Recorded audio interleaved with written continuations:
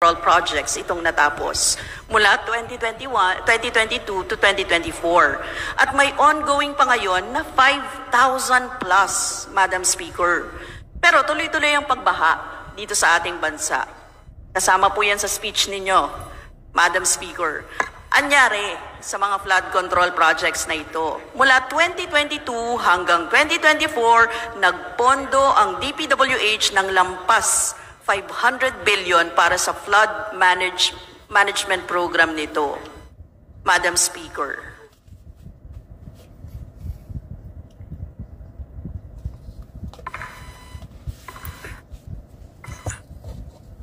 Well, alam natin na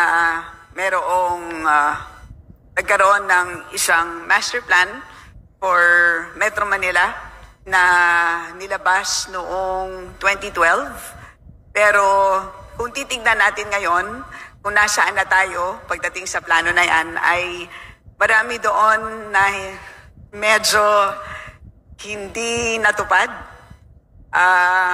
Nagkaroon ng paglihis doon sa original plan.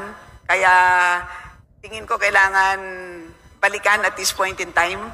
I share your frustration, Your Honor, Madam Speaker. At tingin ko ang NEDA naman at this point in time ay nung kami ay nag-uusap, sila naman ay handa nilang balikan yan. And of course, syempre sa ngayon ay ayan, binabantayan talaga natin ang mga flood control projects. Base din sa mga ibang hearings, katulad ng COA, ang isang major problem is yung mabagal na pag-implement.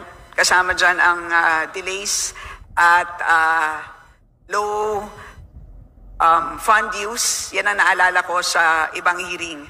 Kaya sa tingin ko baka kailangan natin tanungin yan sa DPWH. Pero pagdating dito sa DBCC, as an issue para sa DBCC, tingin ko yun ang dapat bantayan ng DBCC, yung pag-monitor ng master plan and at the same time yung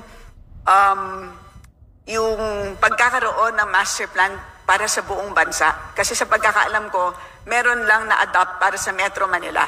Pero pagdating para sa buong bansa, meron lang kasing river management plans para sa buong bansa. So meron tayong 18 river management plans and for each of those, merong flood control chapter, kumbaga. Pero pag sinasabi mong isang buong master plan for flood control para sa isang bansa, sa ngayon wala pang ganon. So yan ang pwedeng tignan ng DBCC. May I remind the Honorable Brosas that you have 3 more minutes. Yes, thank you, Madam Speaker. Napaka-personal din sa akin ito kasi binabaha ako eh. Kaya kailangan ko itanong talaga, no? Kasi despite the DPWH flood management program from 2022, which amounts to 128 billion, tas 2023, 182 billion, 2024, 244 billion, talagang mapapatanong ka, Madam Speaker. Kasi bumabaha talaga ng todo-todo sa NCR, Madam Speaker. So, walang nangyari dun sa mga pondo na yun, seemingly. Anyway, Madam Speaker, bago po ako, 3 minutes na lang, Madam Speaker.